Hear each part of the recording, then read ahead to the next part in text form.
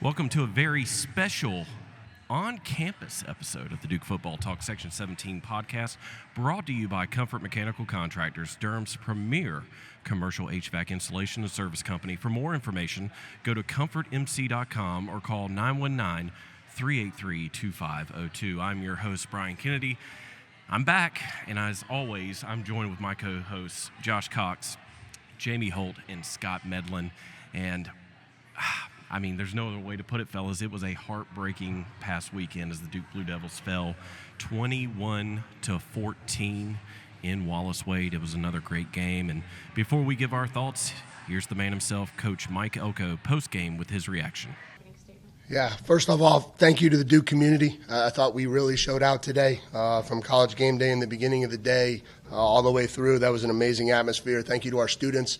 I thought we packed that place. I thought that was as great a crowd and as great an atmosphere as you could have ever hoped for, and that certainly was the home field advantage that we hoped Wallace Wade could become. And so thank you to everyone who came to be part of it. Hats off to Notre Dame. They won the game, and they made more plays than we did, and they converted the critical plays, and they made some big plays on special teams. And so, credit to them and credit to the job they did. From our standpoint, we didn't play a real good game. That's just the reality of it. We didn't start real well. Giving up the fake punt was obviously a huge momentum swing. We've been really good on special teams. We weren't today. We weren't able to get a lot of drives together in the first half. We missed a couple field goals. Played about as bad as we could possibly play in the first half. And then, the resiliency and the character of this team is unquestioned. And I think you saw that again in the second half. I thought they battled their tails off. They fought, and they got themselves back in a position where, we had a chance to win the game. We were up 14-13, and we pinned the punt down there, which I thought was the right move, and tried to force them to go the long way. And, we got them into a 4th and 16, and, unfortunately, we just didn't get that executed. And at that point, we probably sold out a little bit on the next run, and Esteem was able to break free for the touchdown. And so, unfortunately, that's how it ended. And, it hurts. It hurts for these kids. They put a lot into this. I think, hopefully they'll take from this what they're capable of and the confidence to go on the rest of the way and continue to battle this thing. We've got a really good football team. We just got some things that we got to clean up. So from there, I'll open it up to questions. And again, that was head coach Mike Elko giving his post-game thoughts after the heartbreaking 21-14 loss to Notre Dame. And fellas, I'm going to bring y'all in, seeing as I was the lone man on the totem pole. I did not make the game, as many of you saw on Twitter. So let's just get right into it. Overall thoughts on last week's game. Yeah, man. Well, first of all, what an incredible atmosphere. College Game Day starting, people getting here at 4:30 in the morning to begin the lines and all that kind of stuff. The signs were great. Maybe we could talk about a couple of them, some that could be a little bit maybe PG-13, which were awesome. But then it was just awesome to see Dr. Ken there, to see, obviously Reese Davis and Kirk Herbstreit and the whole crew. Pat McAfee here on Friday. It was just an incredible atmosphere. And so, that was the first thing. The number of people here, some of them that didn't even have a ticket to the game but came for College Game Day. Thought that was super cool. And then Lee Corso, obviously, as he's been doing that for years. So that was really neat. The atmosphere was incredible. Wallace Wade was rocking. Shout out to the Duke students, man. I think they took up 5 sections, something. So they were rocking in Wallace Wade. It was the most students that I've ever seen at a game in my entire life. And so no matter the outcome there, I know we don't obviously like the outcome, but at the end of the day, that fourth quarter, that place was absolutely lit. And, if you have to take an L, you want to take it with your entire student body and your fan base all in, and those guys leaving it all on the field. Yeah, look, I got up actually earlier than I do for work to go to the game. So we were there at 6:30, and just all day long, College Game Day was great. Like Josh said, everything was great. The atmosphere was amazing. It's the loudest I've heard Wallace Wade. I can't remember the last time I heard Wallace Wade that loud. Even for Clemson, it wasn't nearly that type of atmosphere. The ending was disappointing, but losing to Notre Dame, it is what it is. That's not a bad thing. Notre Dame is a great team. at the end, it just happened. Yeah, so, obviously the crowd was great. And for the record, the students, we appreciate all of you showing up and coming to the game like you did. That's exactly what we need for all games. I mean, the fan base was awesome. It was great. Game day was great. And, they brought in extra seating, which is something we've only done one time with Alabama when they came. So it was very exciting to have that. And I tell you what, the game definitely didn't end the way we wanted it to, but it was probably one of I would say the best outcomes as far as just cheering our butts off to the very end, being as loud as we possibly could. We have been invaded real quick, and that's okay. We got a little special guest, a little three-time captain, Mr. Dwayne Carter. You guys may have heard of him. My man has a touchdown already this season. So, Dwayne, man, what's up? Man, what's up, guys? It's a great event with the great nachos. The queso is very good. Shout out Duke Nation, too. Y'all were unbelievable this past Saturday. So, yeah, keep it up. Appreciate y'all. Go Duke. Before you're done, I got one question. So, the false starts that kept happening, it seemed to be the guy in front of you every time. Do you think he was scared of you just a tiny bit? No, he was a little jumpy. But it was, maybe it was me, maybe it was the crowd noise. I don't know. But it was awesome. There's a clip going around of you absolutely mauling like number 62 or something. And I didn't catch that live in the game, but have you seen that? Have you seen that clip? I have seen the clip. What do you think about that? I think it was a good scheme draw by the coach. There you go. We just shout executed. out Santucci, right? What'd you say? Shout out Santucci. Oh yeah, shout out Coach Toots. Hey Dwayne, right. Dude, thanks for hanging, bro. Thank you guys. Yeah, man. All right. So, again, I wasn't there. Poor planning on my part. Planned to cruise a year in advance and did not wait for the ACC schedule to come out. So, lesson learned, football gods were not on my side. But I actually did something that typically we don't do unless it's an away game, and that's watch from the comfort of my home as I recovered from my cruise. And I got to tell you, fellas, one thing that really stood out to me was, I know we've talked about it before, sometimes these games, and Dwayne's in front of me, hopefully he doesn't get too mad, but some of the games so far this season, the defense has come out a little slow, but they've picked it up. They've managed to get where they need to. Seemed like it shifted. The defense was on point from the very first kickoff, but the offense was having some problems. But then as we got to the second half, it seemed that everything had gotten back in sync. I know, and again, we're not here to negate anyone or put anyone down. Seemed Todd wasn't in his usual, flow, missing those 2 field goals. I know Josh was heartbroken by that, but I've already spoken to Todd about it. Okay. And we are ready for the state game. Okay, perfect. He gets a whole week to get ready for it. But it was just one of those games to where, if you look back, say, 2 years ago, you get down 10-0 to a Notre Dame team, a very stout Notre Dame team, that would have been the game. It would have been over. Thank you. We'll see you in 2 weeks against State. But this team continues to impress, continues to fight, no matter the situation, no matter the dilemma that they might have. They came back and performed. And it was a football game. It was a game in which we lost on some good calls by Notre Dame. We did everything we could. Should we have won it? Yes. And yet, what was it, 4th and 16? It happens, guys. It happens to the best of them. So, all in all, I think I speak for the 4 of us as well as Duke Nation. Great turnout, great performance by this team. It just leads me to believe that we are going into this ACC schedule even further with more of a fire to prove all the naysayers wrong. And hey, don't forget, Notre Dame is not an official ACC school, so it does not hurt the ACC record as we head deeper into the record or the conference play. Yeah, for sure, Brian. And I would say this too. I would say every Duke fan would have, at the beginning of the season, if you'd have said, hey, we're 5 games into the season, and here we sit at 4-1, only 1 loss out of these first 5 games, I think most and every Duke fan I know would have said, hey, we'll take that. We'll take 4-1 to start this season off, especially if we said the 1 loss was not a conference loss. I think every single person that is a Duke fan would have said, hey, we will take that and we'll roll with that. And so at the end of the day, that we'll take it and we'll roll with it. What about some individual performances, guys? Obviously, a couple elephants in the room that we'll discuss in a little bit with our Q&A. Obviously, we'll discuss Riley's injury and some other stuff there. But aside from that, what are some other things that you noticed or you saw in this Notre Dame game? Anything? Scott, why don't we start with you, man? Something you saw. I was just joking a minute ago with Dwayne, though. In all seriousness, the guy that was in front of him got called for at least 3 false starts. And it seemed like, he was scared of the president for some reason. That was one of the things I picked up on.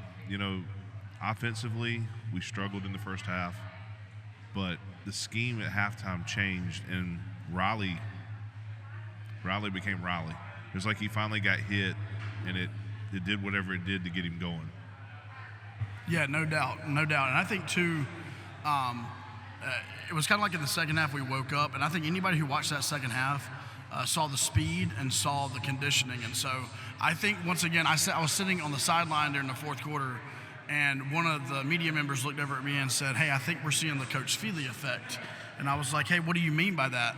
And they were like, "Yeah, here we are in the fourth quarter, and it seems like Duke is quicker, Duke is stronger, faster in the fourth quarter." And so I think, once again, we're seeing the effects of the strength and conditioning of this Duke football program.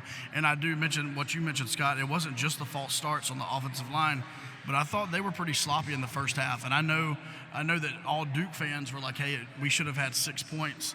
I believe Duke also, just to be fair, was fortunate that Notre Dame only had 10 points at that time. Halftime could have looked a lot different, and so I think Duke was really fortunate there for sure. For me, it's the defensive line. They really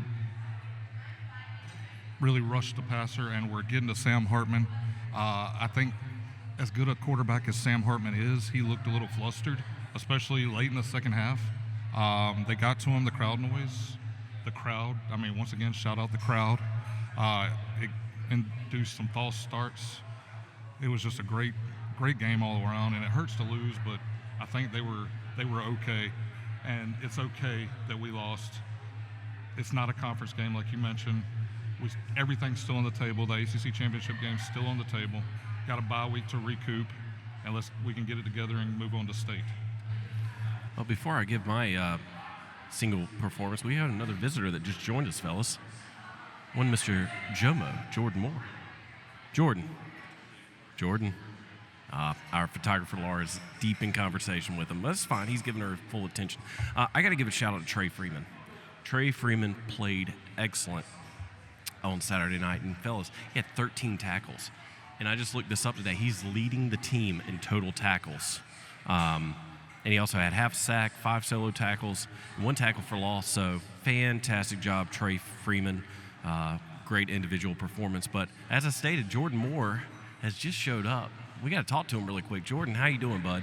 How you doing? Thank you for having me. Yeah. So what brings you to the Gothic Grill? Excuse me? What brings you to the Gothic Grill? Oh, I heard the Section 17 was going to be here, so I had to come show up.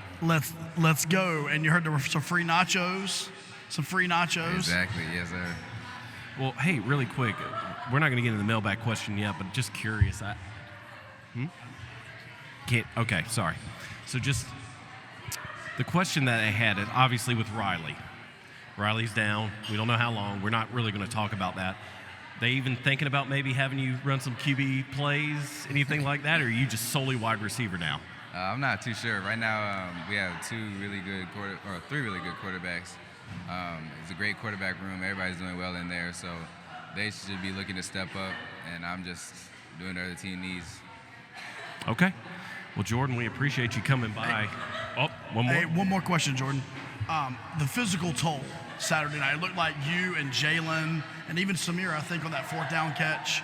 You guys played through a lot of physical pain in that game, man. How on another level was that game compared to anything you've played so far? Yeah, it was definitely a physical game. Notre Dame's known to be very physical. I think we knew going into the game how physical it was going to be, and that we had the bye week coming up, so we're just going to lay it out all on the line. They played a great game.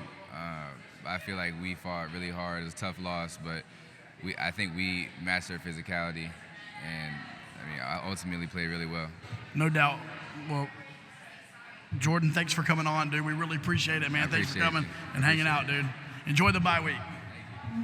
And that was Jordan Moore stopping by. We're here at the Gothic Grill on campus. By the way, we want to give them a shout out. Shout out to Eric, the manager here at the Gothic Grill, for putting this on. Appreciate a couple of players stopping by, saying hello. And those of you that are here listening as well, thank you guys for being here. So any more thoughts? We want to wrap up Notre Dame. Anybody else have anything? Just one thing. Not everybody knows this happened during the game, but I just want to mention it.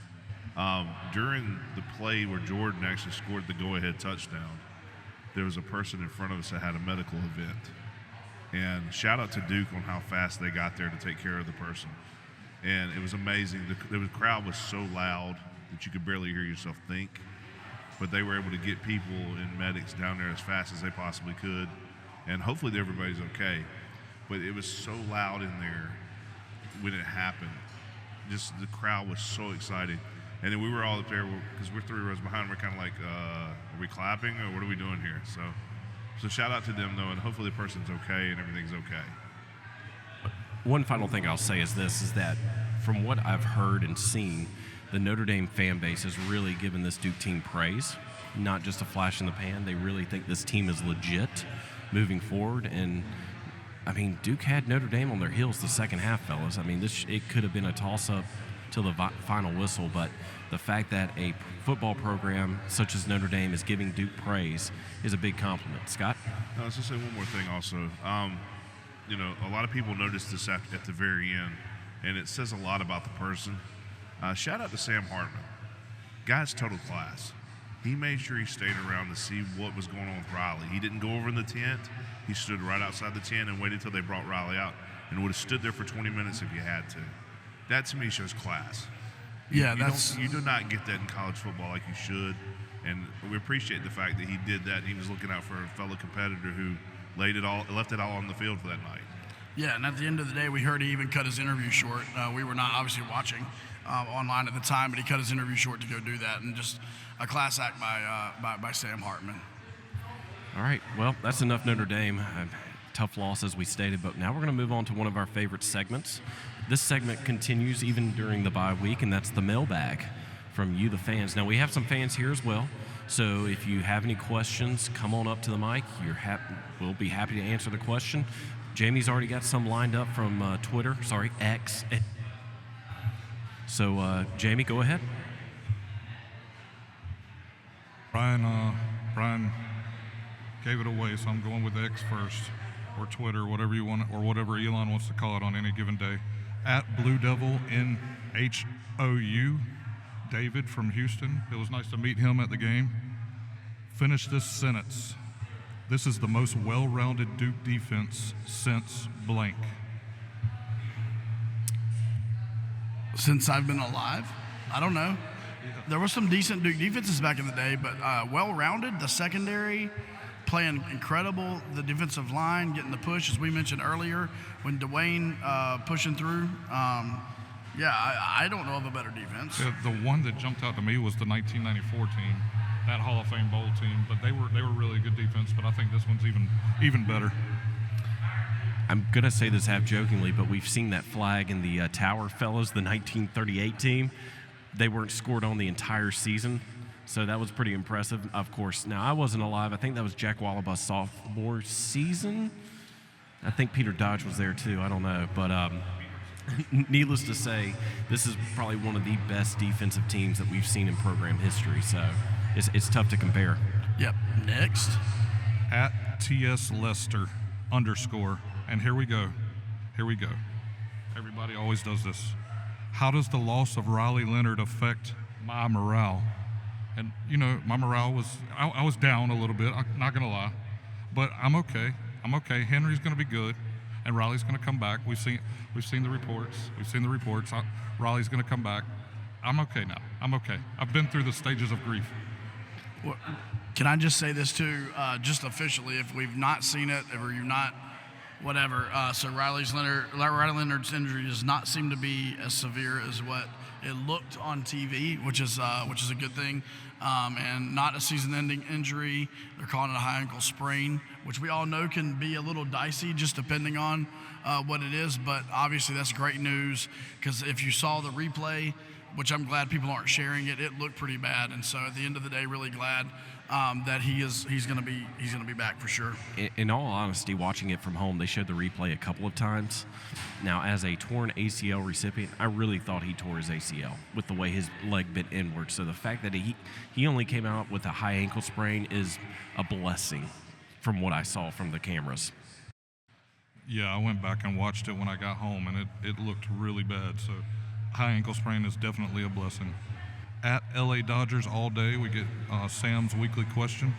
Understanding all the focus will be on Leonard's health, are there any updates regarding Calhoun, Jordan Moore, who was just here, or Graham Barton? And Jarrett Manning on Facebook also had a question about Graham. Yeah, I mean, so I don't know how much we're supposed to share, but Graham, barring anything changing, will definitely be back for the NC State game. And so he sustained an injury the previous week, and it just kept him out. There was nothing that could be done about that at all.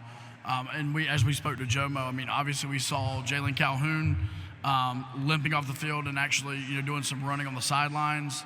Then obviously Jomo coming off the field a couple of different times. And then Samir, even on that fourth down, the really good play call, by the way, with Samir catching the ball to the sideline. But he came off. It looked like an upper body or something with him. Obviously, there's been no press conference this week. This is a bye week, and rightfully so. As Coach Elko would remind us, this is not week 6. This is week 11, counting fall camp. And so these guys are getting a well-deserved kind of week off. There's going to be no media availability this week. And so we're not going to know. And honestly, he's not going to tell us much anyway on that. But I would say all those guys came back in the game, and they finished the game. So I would assume that there's nothing lingering there for sure. Yeah, it's a great time to have the bye week. I would say Miles Jones also hopefully get another week for the hamstring to heal, because he was out also Saturday. We could have used it. All right, at Duke FB coverage, we saw Ben at the game. Got to chat with him a little bit. He says, why can't we have nice things? And to that I'll say, losing to Notre Dame, while it hurts, it's not that bad. Notre Dame is a great team, and they should have beaten Ohio State. Notre Dame should be undefeated. I don't know really what else to say. It could have been worse. A couple of years ago, that would have been a 50-point loss. I mean, nothing. I'm not going to speak ill of Coach Cutcliffe, but well, I'll say this too. At the end of the day, what was the question? Remind me of the question. I'm running the audio here. Why can't we have nice things? Why can't we have nice things? Okay, so let me help Duke fans. Duke fans, I know it's only the second year of Coach Elko, but Duke fans have got to get over the PTSD. Like, Duke fans have got, this is not the 90s, this is not the early 2000s.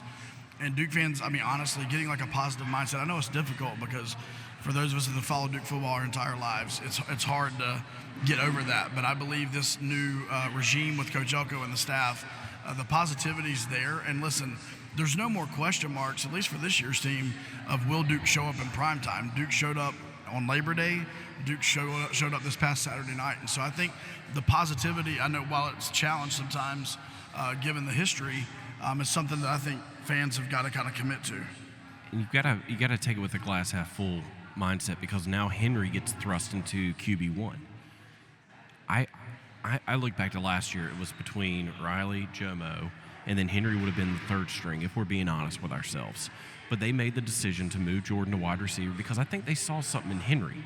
They wouldn't put him as a second string quarterback behind Riley if they didn't see something in him. So I'm actually optimistic to see how he performs against State, then goes on the road to play Louisville and Florida State. It's going to be very interesting to see how he performs in those type of pressure situations, because, guys, you got to remember, Louisville is undefeated right now. They are 5-0, 3-0 in ACC play.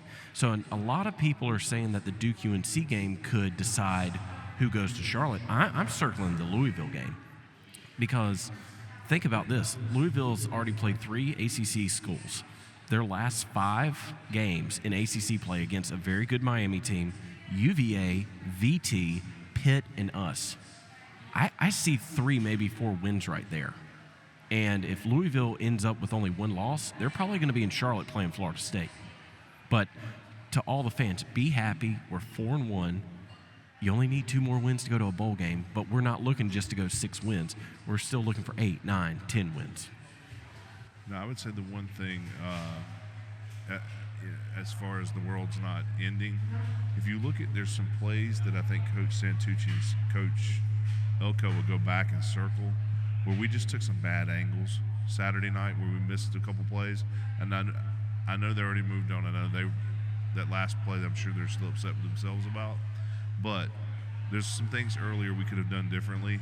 But at the end of the day, I would rather have what we got going here at 4-1 than sitting here 0-5 like we had in the past with the sky falling every Saturday, not knowing what's going to happen other than you're going to be down 35-0 by the end of the first half. And let me just, before we get to the next question, I pulled this up because I was just curious to see where both the defense and offense were in comparison to the other teams in the nation. Defense right now is the 19th best defense in the country, not the ACC, the country.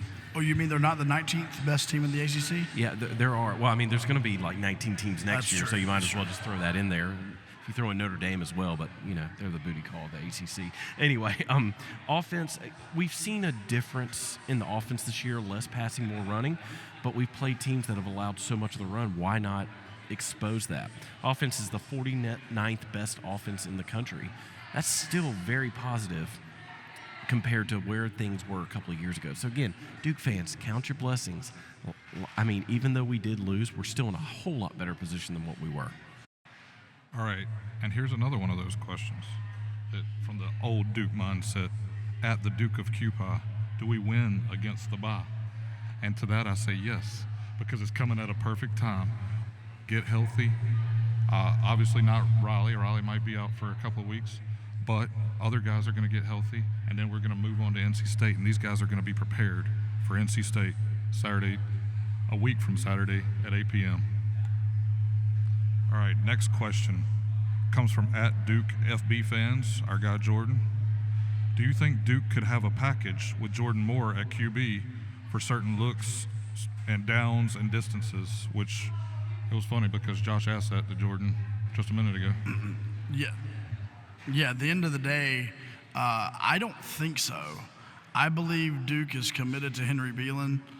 We even saw Grayson Loftus get that fourth quarter a couple of weeks ago. I believe Duke is completely committed to their current quarterback room. And honestly, if we're being real, that wide receiver room cannot afford to remove Jomo out of it, especially with the injury to Eli Panko earlier in the season before the season started. So I don't believe we're going to see Jomo, but I could be wrong. There may be a package, maybe a couple plays for him, but I don't think there's going to be anything sustained there for sure. All right, @Blade for Duke. Assuming Riley is unable to go, what will be the biggest difference that we will see on offense with Henry? And Jason Rogers also had that same question on Facebook. I don't know if there'll be much of a difference. I think we're going to go back to the run-heavy offense anyway, because I think that's the thing to win. I will say, obviously, we'll get into this really thick next week. There's one player you have to stop for NC State that you got to get by, and that's Wilson. But after that, there's going to be great players on the field. Louisville always has great defenders. Florida State. So we'll see, but I think we'll be all right. Yeah, I completely spaced out. We're having some audio issues. Sorry about that. What was the question again? What's the differences that we'll see with Henry in the offense? I mean, it's hard to tell because to Scott's point, we've been so run-heavy lately, but it's been working. I don't know if we'll see much, if anything, because Henry is a dual-threat quarterback just like Riley is. So I think you're just, substituting one for the others. Just Riley obviously has more experience than Henry does. So. All right, @BillyJust97, he wants to know if we think the current offense is what Elko and Johns envision for Duke going forward, or if it is an offense designed to fit the current roster and will look different as they get their recruits in. And I think that could be I don't know about y'all, but I think that could be a year-to-year thing, like depending on what kind of players you have, if you have a quarterback like Riley who can run the ball, or if you have a quarterback more like Henry who's got a big, strong arm and doesn't run as much. Yeah, I think when we hired Coach Johns, one of the things he said was that I'm going to play with the players that we get, and they're play to their strengths. And so at the end of the day, we followed Coach Johns from Memphis and even before, and wherever his stop was before Memphis, which I forget where that was, there were a couple of years where they were super run heavy, and they ran the ball a ton. And then obviously when he was at Memphis, they threw the ball like crazy. So I do think Kevin Johns has a history of adapting to his players and using his players' strengths, and I don't think that's a bad thing. I think you see that in basketball. You see coaches adjust depending on their roster, and I think at the end of the day, you're doing the best job as a coach by adapting to your roster. No question. All right. And we knew this question was going to come up. At Vaden Alton on Twitter asked, why did we drop 8 and rush 3 on 4th and 16 when we hadn't all night? And I mean, I think that's just just what the book says you do in a situation like that. You're trying to contain, you're trying to keep the receivers in front of you. I think they were more worried about like that big tight end. I can't remember his name, but the big tight end that was killing us all night. So what y'all think? Yeah, I mean, here's the thing. The same Duke fans that are complaining about us dropping 8 and rushing 3 would complain if we brought a blitz and he hit the tight end down the seam for a 35-yard pass. At the end of the day, it's one play. I understand it's important, but you got to really pick your poison there of what you're going to do. And the Duke coaching staff chose to do that. And once again, like I said, if they chose to bring the blitz there and they throw it on a slant and that dude takes off, everybody's complaining that we blitzed. So I'm over second guessing some of those things at the end of the day. When this is a 50-50 choice, you got to make one of them and roll with it. All right. He had a second question. Did we ever seriously consider going for it on our last 4th down to try and get some points? That one where Riley pooched it and, I mean, dropped it in on like the 2-yard line or something. I mean, I'll be honest with you. When I saw us line up, I thought we were actually going for it. And I was like, dude, those are some guts right there, man. And, you think about it, if you get that, pretty much the game is over. And I'm not saying we should have done it. We all know this. The coaching staff is running those analytics. They know what it looks like on 4th and 6 inside the 20. And so obviously the numbers were not in our favor to go for it there. But yeah, I mean, there's that competitive side. It's like, heck yeah, we go for it on 4th and 6, and this game is legitimately over. And if you remember, Marcus Freeman and his staff, they did a little crazy with the fake punt. So that kind of, in my mind, if they do it, I could see Elko and his staff saying, oh, you're going to do that? Well, watch this. But to your point, it was very interesting. I thought they were going to line up and do the same thing because they were winning the second half, but by doing the pooch kick, I mean, you put Notre Dame close to the end zone where anything could happen, possibly a safety, possibly a fumble or interception, pick 6. But, I mean, it's just one of those things. It's just part of the game of football, really.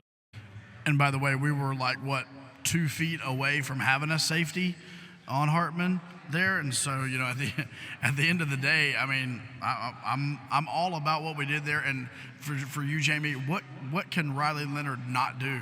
He can throw, he can run, he can punt, he can dunk. What can he do, Jamie? I mean, I don't think there's really anything he can't do. Like, I haven't seen it. I mean, maybe he heals up from that high ankle sprain and comes back against State and goes for 400 yards passing, 400 yards rushing, and a net punting average of 58 yards. Hey, God is good, and so is our quarterback at about everything he does. All right, next question. We're moving to Facebook now. Michael Martino, we knew we would get this question too. What is the place kicking resolution? And I don't think there really is any. I mean, you just roll with Todd Polino. He just had a bad game.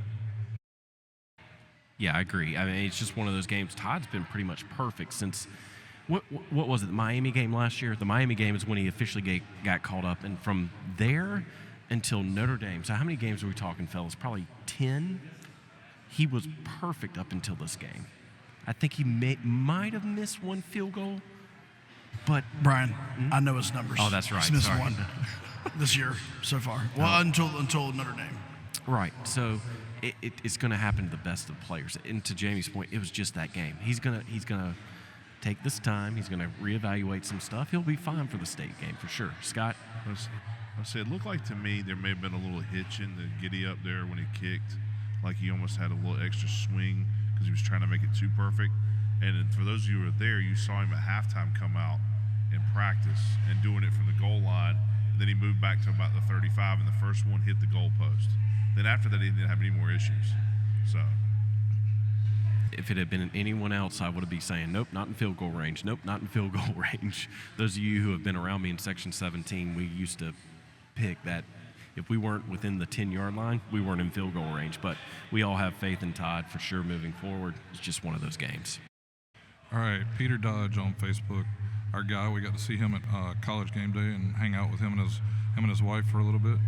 He says, please implore your listening audience to reward this team by getting their butts in seats, and that includes the student body. If Wally Wade is half empty, I'll be pissed. That's what Peter said. I didn't say that, but I'll be pissed too. Talking state in 2 weeks, of course. NC State has a history of traveling really well, no matter how good their team is. Now, Scott, here's your chance to preach. all right, folks, obviously you know what happens when we show up at the ball game and we have a great time and we put on a good game. Listen, there's no reason that this seat should not be full for every home game at Duke. This team is deserving, and I'll say this on top of my soapbox every Monday night if I have to for the rest of my life. These guys deserve it. We enjoy it. Tell me you didn't go to the game the other night without the loss at the end, the last 2.5 minutes, and you didn't enjoy yourself for the first 58 minutes of the game. If you say you didn't, then you're lying through your teeth. It's a perfect time. I mean, State's going to bring a lot of people. They come no matter what they do. Listen, State hadn't won a national championship in anything but bass fishing in their whole lives, except for Jim Valvano back in the day. So, look, they still think they're going to win the bass fishing title every year also. They're not going to, but they think they are. There's no reason we shouldn't have enough blue in the stands next Saturday night. It's an 8 o'clock kickoff. Listen, 8 o'clock kickoffs are for champions. That's why all our games have been at night so far, except for the one Northwestern game. In fact, I asked Brian about this earlier this afternoon. How many times has Duke ever played more than 3 night games in a season? Before now, only once or twice. So, I mean, the 5 home games so far. Wake Forest game coming up in the first part of November, it's a night game. Pittsburgh will not be a night game. I can already tell you that right now. So we got a chance for 5 of the 7 home games to be night. That's what they want. That's what we wanted Elko to do. That's what we brought him here for, is to get us to the opportunity where we pack the stands, we give these kids the love they need, and we just enjoy ourselves. This is grade A, 100% beautiful football. Yeah, and I'll mention, if you're a Durham resident, you got an email from Duke on Monday offering you tickets to the NC State game with some even meal vouchers included and stuff like that. So at the end of the day, there's no excuse for Durham residents not to get here. There's plenty of tickets on the secondary market. I also wanted to remind you that we tailgate, an open tailgate in lot B5 every single home game. And so wanted to invite you to that. That is welcome. Everyone's welcome to come to that. We're there all day long. We do shut it down when the Blue Devil Walk starts. So you got to get there a little early. But come hang out with us. It's a great time. And then go to the game. But these guys do deserve it. I know we say that. We've been saying that for a long time. But this team deserves the support of the fan base. All right, Eli Hartsoe coming in with the hard-hitting stuff. Do we know who's in charge of the song selection at Wallace Wade? Or do we know who selects the songs that the band plays at halftime? Both should be replaced. And I would say to Eli, you do not like Pink's greatest hits? Come on. So we talked about this last year in the Game Day Improvements episode before we even saw Coach Elko's effect on the field. Listen, folks, there's some old guard at this place, and some things are not going to change until people ride off into the sunset. It's. Do you mean they die? No, I said retire. I didn't say die. You said right off into the sunset. I'm not sure is that. Right off into the sunset can also mean retire. Gosh, I'm not trying to be morbid here. God. But again, it's just one of those things that's always been and always will be until someone new comes in with fresh ideas. It's how it is. It's how it always will be. But yeah, Jamie, are you good? Oh, he might have lost it. Brian's trying to kill people off. Yeah, get the Wallace Wade sniper in. Hey, it happened. He's doing it. He's losing it right now. And listen, at the end of the day, what he's mad about, or what Brian's wanting people to die over, is song selection at Wallace Wade. Nothing important. It's just what songs are we doing? Brian's wishing death. Folks, you see how they twist my words. Jamie, what's next? All right, Kyle Cahoon. Was it me, or was the second kick that Notre Dame made, in quotation marks, no good? And me and Scott talked about this in the stands. It did not look good. Now, if it was Indiana, then it would have been no good. Wink, wink, nudge, nudge. Yeah, that was a tough one, because I think the kicker had two kicks. That one was no good, the other one was good. If memory serves me correctly from Indiana fans arguing with me, if the ball goes directly over the post, no, it should be good. Like the Indiana kicker. Shows you how much I know. Yeah, but that's NCAA officiating. It didn't look good, then it looked good. I don't know. I can't keep up. Well, I think what makes it difficult, or what made that one specifically difficult, the Notre Dame kicker kicked the ball so high that it was like over the goalpost. And so you're really making a judgment call there of where that ball actually crosses. And so, I mean, hey, maybe change the trajectory of your kicks. I don't know. It was right in front of us. Yeah. So the angle looked like it was to the right a little bit of the goalpost. Oh, and remember, Coach Mike Elko told us in our interview with him earlier in January that he was going to reach out to us for input and advice. We haven't heard from him yet, but we're still waiting for that text or that phone call during the game. Coach, you got our numbers. And Kyle had a second question. He said, also, who should Duke lean on without Leonard? He said Jordan Waters, and I say, yeah, Jordan Waters, Jaquez. The stable. Yeah, just run that football. Yeah, I agree. Oh, I was going to say, yeah, maybe we can lean on the guy that has 8 touchdowns in 5 games, Mr. Jordan Waters. I mean, the numbers that Jordan's putting up is absolutely ridiculous. And shout out to Jordan Waters because of that fourth quarter. Jordan Waters was busting through all those defensive linemen and taking on his linebackers throughout the entire fourth quarter. So shout out. We do have a visitor, man. Hold on, ho. Mr. Pickett. Come on up. We got a mic for you, bro. Come up and say hello real quick, man.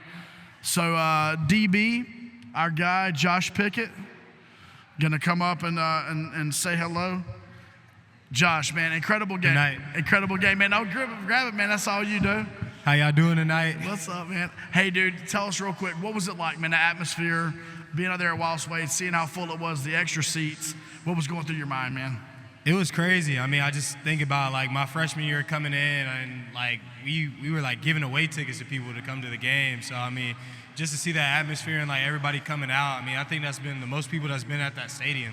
And them having to add an extra, like, seating for, like, people to sit down is crazy. So, I mean, it's showing, like, the hard work we're putting in and just showing the fan base coming out and support. I mean, it really means a lot to us. So, yeah, not only did they used to give away tickets for free, they also, with those free tickets, gave $10 in vouchers for eating. So they would pay $10 to try to get people in the seats. A lot different this weekend, right? yeah, that's crazy. I mean, it's just to think about. I mean, we really appreciate it.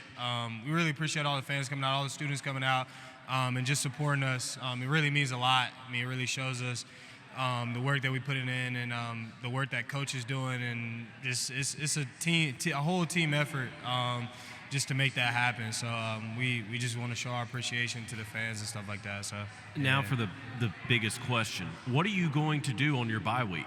Any plans? I mean, just keep working. I mean, keep getting better. That's really the main thing. Obviously, taking a little bit off the bodies this week, but still keeping the same mindset. Still going out there working, trying to get better, and going into the next week ready to play NC State, ready to give it our all. So awesome, Josh. Thanks for stopping by, dude. Appreciate Grab it. some nachos, bro. Appreciate y'all. Yeah, man.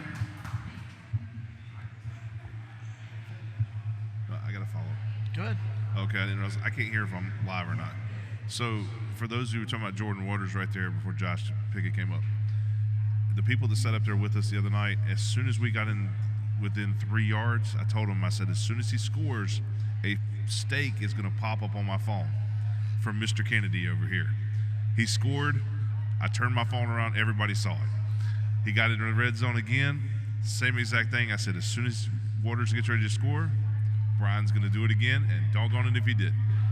I have one hill to die on, apparently, because I updated the predictions page today. I'm not doing good other than rushing touchdowns, so it's definitely something. Yeah, because, I mean, Jordan Waters has just been a cowbell, as I like to call him, all season long, and it's just great to see the improvement for Jordan. I mean, he's been with the old regime, he's with Elko's regime, he's just, I mean, he has definitely put in the work, and you can tell it, even from 22 to 23, Jordan's just been phenomenal so far, and I'm looking forward. Guys, I think he's going to break the single season record, because, what was it, 14 or 15 rushing touchdowns. I think Brandon Connett and one other player. Shout out Brandon Connett. Yeah, but, I mean, he could break. Say what now? He was here last week. Okay. Part of the 300 former players. Yeah, so Jordan could, I mean, if we're being honest with ourselves, he could probably break that record by the UVA game, UNC game even, November 11th. It'll be interesting to see what he does. All right. Regina Lee coming in from Cali. Despite Duke's next man up mentality, the team is dealing with multiple injuries, new and lingering. I'm sure all of us fans have confidence in Duke's maturity in adapting, but how does Duke's roster/injury list stack up against conference opponents and the injuries they are also dealing with? For example, teams we got coming up like NC State, Louisville, FSU, and I think this time of year is everybody's got some dings. Like you've had summer practice, you've had a month of the season.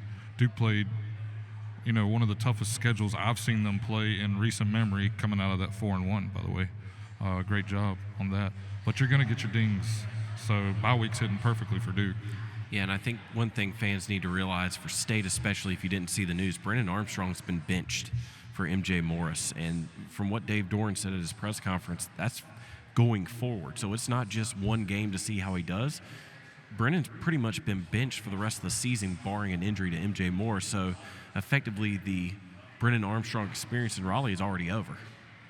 Turning the red shirt is what they're doing. Honestly, last year they had issues with Morris. So there's a good possibility that Armstrong may be back before it's over, especially if they struggle. Well, I'm not sure how much more you can struggle than what Armstrong has done at that quarterback position over there, but this is not an NC State podcast. Jamie, next. All right, let's see. Jason Rogers asked, is Henry a Elko recruit or Cutcliffe? And we saw this as he's a Cutcliffe recruit. So y'all got anything to add to that other than the fact that I think we all have supreme confidence in Henry Beelan to do the job that he needs to do to win his ball games? Yes, that is a factual statement. He was a recruit under Coach David Cutcliffe.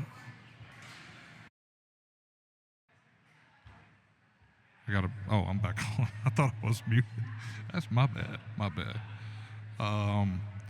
Ronnie Hornaday, who's in the audience right there. He's got a question on Facebook. You want to read it on here? You want to ask? You want me to read it? All right. What does the bye week look like for practice and recruiting? And we heard Josh mention it. He's going to rest up and get to work. I mean, that's the mentality of this team. They're gonna keep working. They're gonna keep grinding. They're gonna keep pounding, if you will. Brian. Wow. Somebody has to in the state of North Carolina. Yeah, no doubt. Well, Brian, do you want to say it? What you usually say? Football? No. What? Keep pouting. Keep pouting, yes. No, what does bye week look like? I mean, no, keep grinding. There you go. Bye week for the coaches is huge for recruiting. These guys get on the road, and they're going to be out there, as many places as they can be. Obviously, within the guidelines of whatever the NCAA has, which who even knows anymore. But it's big for that. And then obviously I believe it's big for the injuries. These little nicks and dings that we talked about, like with Jomo, with Jalen Calhoun, with the others. At the end of the day, the bye week offers those guys time to get right, recover a little bit. And I mean, practice, I don't know, because obviously the players haven't shared, but they may legitimately have this week off, like completely, just to work on their bodies and to do those things, and then come back, Saturday or Sunday and get ready for game week. And that'll do it for this week's mailbag. We thank each and every one of you who submitted a question, and we'll be back next week with the mailbag to talk all things NC State. But now we've got to move on to one of our newer segments, and this one's really taken off since we started it last year. This week in Duke football history. Scott, what do you have for us this week during the bye week? So this week in Duke football history, we're going to go back to when Peter Dodge was a middle-aged man, October 6, 1962. The 1962 Blue Devils would mount the biggest comeback in program history against the Florida Gators, Josh's father-in-law's team, playing at the Gator Bowl in Jacksonville, which, by the way, we've been projected to play them there if you look at ESPN, but we're not that far yet. Anyway, the Blue Devils entered the second half down 21-0 to the Gators and would open the third quarter scoring 3 touchdowns to tie the game. The game would be decided in the fourth quarter when the Duke Hall of Fame linebacker and Super Bowl champion Mike Curtis would score the deciding touchdown for the Blue Devils, defeating the Gators 28-21. Later in the year, the Blue Devils would declare an invite to the Gator Bowl or rematch against the Gators. Would decline an invite to the Gator Bowl to a rematch against the Gators. No official reason was ever given, but the players had said that Duke felt slighted by this bowl committee and felt they should have gone to a better bowl game. And that was this week in Duke football history, brought to you by Bull City Sheet Metal. If you're a contractor and need ductwork for your project, give them a call at 919-354-0993 or visit bullcitysheetmetal.com. They'll take any job and grab it by the horns. I was waiting for Josh's duck quack. I'm trying to get better. Can you? Okay, going back. So they rejected the bowl bid to the Gator Bowl. Can you imagine a team doing that under the same circumstances this year? Like that would be like, okay, I'll put it like, if Duke and Notre Dame could play in a bowl game, it'll never happen because Notre Dame has the tie-ins with the ACC. But if they came to Duke and said, look, we're going to put you in the Gator Bowl, and you're going to go up against Notre Dame to get maybe revenged, I could not see Mike Elko and the team going, you know what, we're good. We're good. Y'all slighted us all year. We're good. It shows you how much times have changed in NCAA football, because now you want to go to that bowl game to get that extra payout to reward your players for all their hard work during the year. Now, if you follow bowl projections, again, they are trying to steal our Pop-Tarts. Just so you know, they're trying to steal our Pop-Tarts, but I would much rather play the Gators in the Gator Bowl this year. Yeah, I mean, it's just such a crapshoot, and this is why Josh hates it, because we're 6 weeks into the season, and I mean, yes, we could be in the Pop-Tarts Bowl this week. We can be in the Gator next week. We can be in the Holiday Bowl the week after that. But if you're into bowl projections like I am and you want to take a look at what I have to do, me and Freddie are updating our bowl status this week on the Duke Report. And they'll be coming out, I believe, Wednesday or Thursday. Freddie's still writing his write-up for where he thinks the team's going to go. Speaking of Freddie, Brian, we've let you stay on this podcast now for 52 minutes. But without telling you that we voted you out, bro. It's Freddie Hodges came on last week, and we had more listens and views on last week's podcast than we've ever had in the entire history of our podcast. So, Brian, you're voted off the island. I'm just going to take a shot in the dark here and say that Brady Quinn probably helped a little bit. Just throwing that out there. And also maybe giving away 2 tickets to the Notre Dame game help those YouTube views just a tad. I'll take my chances. But Brady Quinn is very, very handsome man. I mean, he was definitely the most handsome man on that podcast. There's no question. No question. Well, I'm going to give the prediction winners away really quick from this past week. We're obviously not going to be able to give any predictions or uniform combo because the team's off. But before we get through with the episode, I wanted to throw that out there. On Twitter, this is a good one. Pepper Jack Ryan predicted Notre Dame to win 24-14. That's almost as good as Teriyaki Bradshaw. That's good. Yeah, we got Pepper Jack Ryan and Teriyaki. Maybe they should get together. That would be an interesting combination. So 24-14. I'm with you right there. And then That's a buddy comedy right there. yeah, God. Are we doing Facebook and Instagram? Okay, sure, why not? Facebook, Daryl Frank predicted Notre Dame to win 28-20, so he was pretty close on that one. And then on Instagram, Grayson Speckart, he won by default because he was the only one on Instagram to pick Notre Dame to win. He picked Notre Dame to win 34-31. So, fellas, we will be reaching out to you so we can get you a free Section 17 T-shirt headed your way. Yeah, and we appreciate all of you that send those predictions in. And I know we don't always say it on those posts, but whoever does win does get those free Section 17 T-shirts. And so we want to get rid of as many of those as possible, for sure. So before we close up shop, I just thought about this. I'm going to call an audible really quick, fellas. Since we are at the bye week, we did this last year. Let's go ahead and do this year. We're now 5 games into the season. What is your progress report for this Duke team? Individually, what do you guys think? What are we excelling at? What are some areas we might need to improve upon as we get deep into ACC play with your Louisvilles, your Florida States, your UNCs coming up that could ultimately affect the win-loss record? Who wants to go first? So obviously the fastest team we've played so far this year was this past Saturday night. Now we're getting into where we're going to get faster. Florida State and Louisville are really fast. I mean, really fast. So that's one of the things.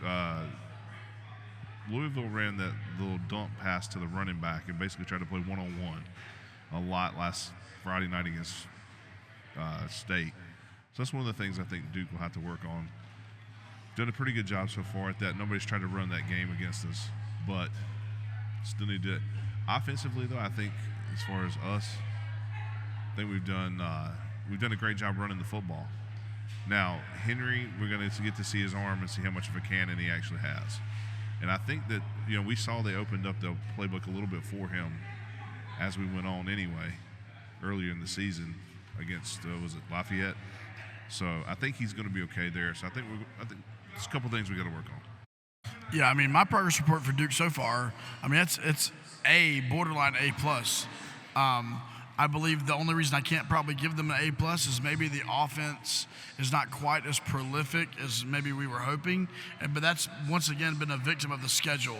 You've had 2 really high-level opponents, and then you've had 3 really low-level opponents where you didn't even play your starters in the second half, a lot of that. So, that's my only if there's a complaint, maybe it's that we're not just absolutely, the stats, passing and all those things aren't off the charts, but that's it. The running game's incredible. The offensive line is playing great. And can I give a shout out to Brian Parker, who stepped in Graham Barton's shoes on Saturday night and really did a great job on the offensive line. So, I mean, at the end of the day, look, 4-1 after this schedule, first 5 games, I give them an A, solid A. Yeah, I mean, I agree with Josh. A, borderline, even A+, like he said. My biggest gripe, I guess, if I had one, would be that we're not taking any deep shots. I mean, we are, but it doesn't seem like we're connecting on many. Riley has been fantastic in the intermediate passing game, and he was really, like, against Connecticut, he really just killed them in the intermediate passing game. Our defense has been amazing. We mentioned this earlier. They held Estime, who had been averaging, like, almost 8 yards a carry. They held him for like 95% of that game until he finally broke free there at the end, after maybe our defense might have been a little deflated after that Sam Hartman run. But they've just been great. I mean, just standouts on both sides of the ball. The offensive line, they missed Graham Barton this past week, but he'll be back, and the offensive line's just been stout. And for me, it's an A. I mean, you come out of this 4-1, and I think I predicted that in our season predictions, 4-1, by the way. I think that's a point for me. Yeah. Looking back real fast, looking at the scores and things, Duke's defense has given up 49 points, 5 games. Tell me how many times Duke's defense has ever not given up that few points that early, even playing FCS teams. So obviously, overall, I didn't give a grade a minute ago. I would say A. But just thinking about that, 49 points, that's amazing. So I'm actually going to go A+, and here's why. When we did our season predictions episode, a lot of us were thinking we're probably going to lose to Clemson. We're going to probably lose to Notre Dame. Except for Jamie. Yes, Jamie, want to make sure I said that. And we still have, again, Louisville and Florida State. But the fact that this team is 4-1 has. I love how we're just skipping over that we have UNC as well, but that's okay. Chapel Hill College. I don't know what you're talking about.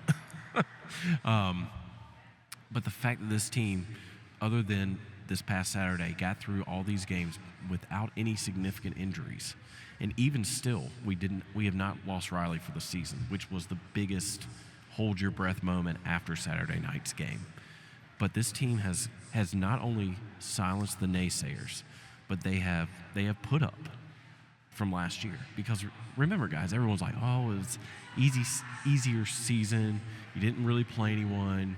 Yeah, you finished 9-4, but you didn't play anyone. Well, look so far in the first 5 games. We're one play away from beating Notre Dame. Would have put us 5-0, potentially top 10 in the AP poll, which has not happened 94, I think, if not 89. So the big thing is this. Get through the bye week, rest your players, which Coach Elko and his staff are going to do. Make sure Riley gets all the medical attention he needs, which the medical team will do for the football team, and prepare and get ready. One game at a time, as Coach Elko says. State's next. They're going to look to go 1-0, and then after that, they're back on the road for 2 weeks, and then they'll come back home to play Wake Forest in November. So a lot of tough games coming up, but with what I've seen so far in these 5 games, they're going to be prepared for each and every one of them. Okay, think about this also. We are 23 points, or Coach Elko is 23 points away from being undefeated in his coaching career. That's amazing in 18 games. Or 15 games. Yeah, but still, that's something people, yeah, but you lost this one. You lost this one. But yeah, look at how Duke has lost these games. There hasn't been one game where it's, man, they got blown out. I mean, think about Louisville, 2 years ago when they came into town? Oh, my gosh. That is going to be bulletin board material when they head up to Louisville to play them in 3 weeks. Or Virginia 2 Yes, years ago. Exactly. So this is a much more mature team that knows how to take what they have practiced, what they've taken off on the field, put it into game use, and the results are showing. Would it have been nice to go 5-0? Absolutely. But the way we lost is just one of those football things. It happens. We're still 4-1. We're in a lot better shape than we were 3 years ago. Yeah, for sure, for sure. We do want to remind you, if you don't already, to follow us on Twitter and Instagram and TikTok at Duke FB Talk. On Facebook, you can find us by searching Duke Football Talk. You can find us on our website, DukeFootballTalk.com, and then YouTube, just searching Duke Football Talk as well.